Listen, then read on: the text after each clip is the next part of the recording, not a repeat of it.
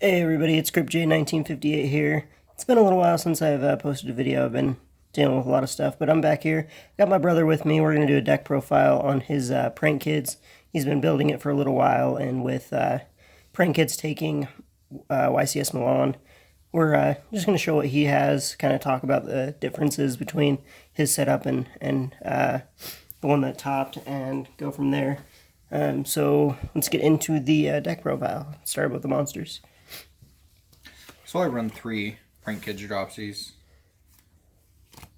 Also Fansies, Lampsies, and Roxy's.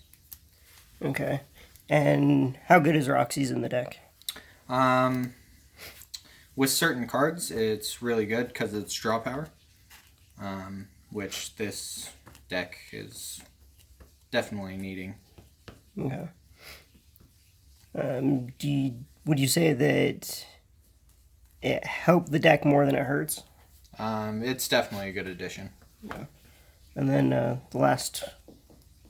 And then I run 3 King of the Swamp to bring a polymerization to my hand. It's also used as a substitute for any one fusion material, which helps me bring a lot of things. It also activates in the graveyard, so some of my cards work with that. Okay. And no hand traps? No hand traps. Would you cut anything for hand traps? No, I would not. Okay. Alright, let's move into spells.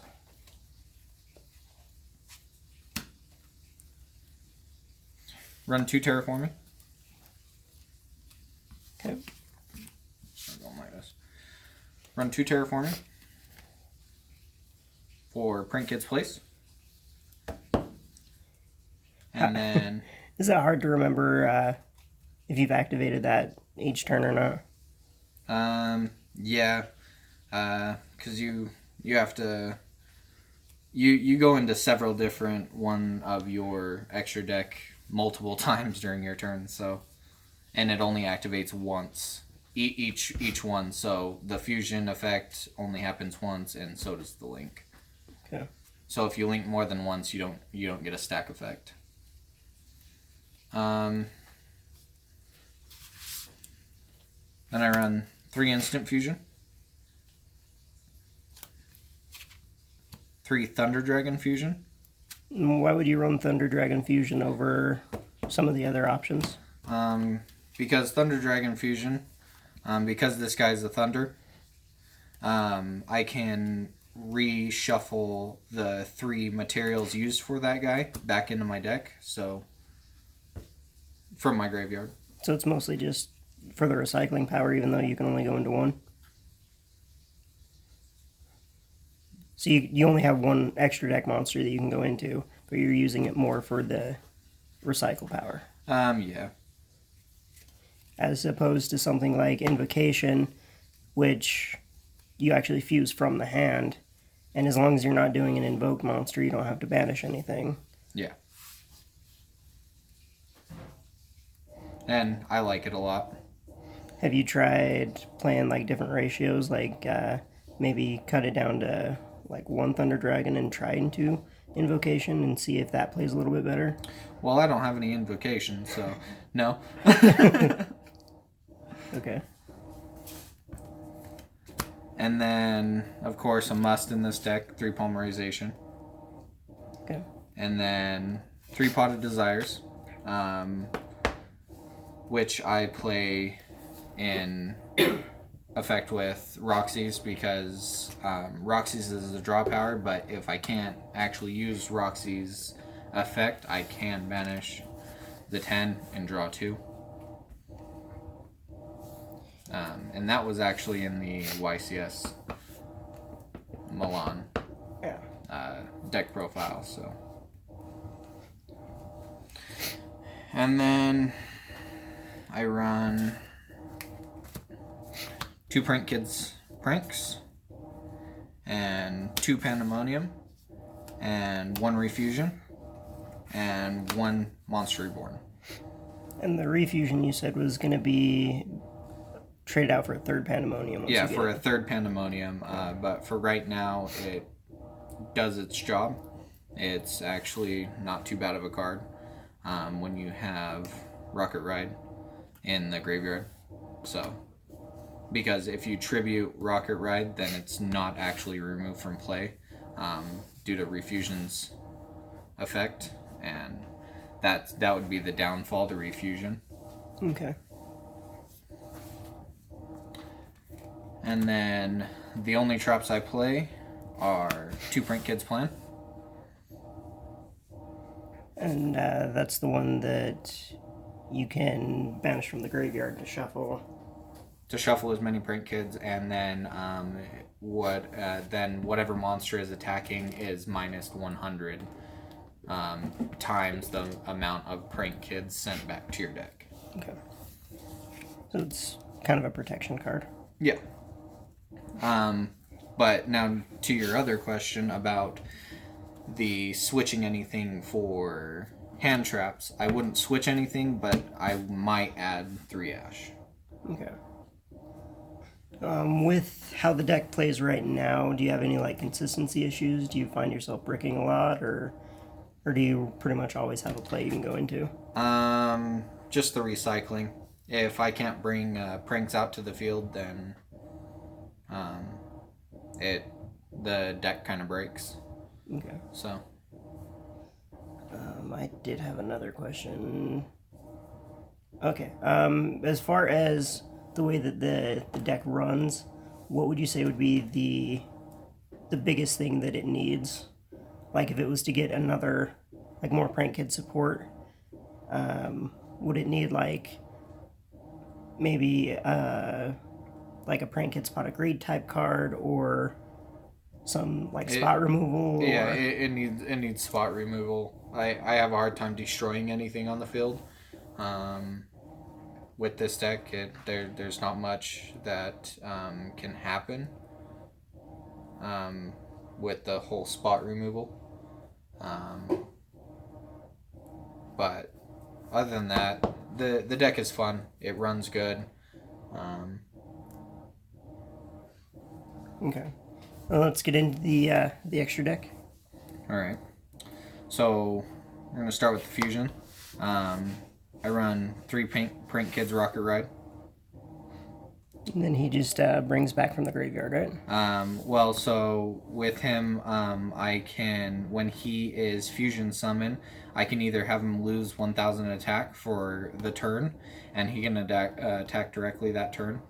And then he also, you contribute him on your turn, because it's not a quick effect.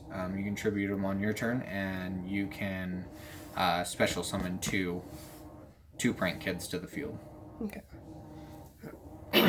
And then I run 2 Weather Washer, which kind of the same thing, other than the effect of your opponent cannot activate cards or effects until the end of the damage step. So if a Prank Kid's monster attacks. So. Okay, so it has kind of like a Utopia effect where nothing can be activated during the battle. Yeah, the battle. Okay. And then this one's a quick effect, so it can happen on either player's turn, and it does the same thing of bringing 2 Prank Kids back from the graveyard. And that special summons them, or do they go to the hand? Special summons them. Okay. Because I know some of them send them to the hand, and some of them Those special. are all the link monsters. Okay.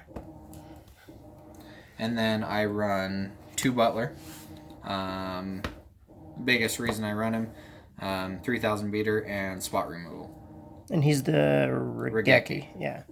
So you tribute him to nuke your. Yep, and it's a quick effect. Monsters. So if anything tries to happen to him, I can quick effect him out and destroy all monsters on the opponent's side of the field.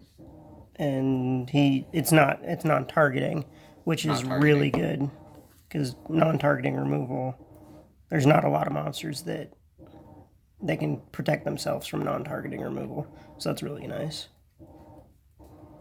And then I run a Prank Kids Bow Wow Bark, which anything that he points to, so meaning probably down or to the side, usually down though. Whatever he's pointing to gains 1,000. Okay. 1,000 attack points. So ideally, you'd want to bring him out in your extra deck zone or extra monster zone, and then bring out like a butler under him to make it a 4,000 beater. Yep. But then again, you wouldn't exactly want to bring Butler just due to the fact that Butler's usually going straight to the graveyard anyway because you're trying to get that spot removal. Yeah. So, even bringing your But other ones like Doo Doo Doodle Doo, where you're getting it up to 3,000, it's still the beater, no. but you can bring him out just in case you need to get over something that's troublesome, you know. Yeah, those occasions when, you know, you have like a Boral Sword or something that you're trying to, well, not Boral Sword, Boral Load, and you're trying to attack over, and yeah, and you need to get rid of him. yeah, or you're just trying to push for game.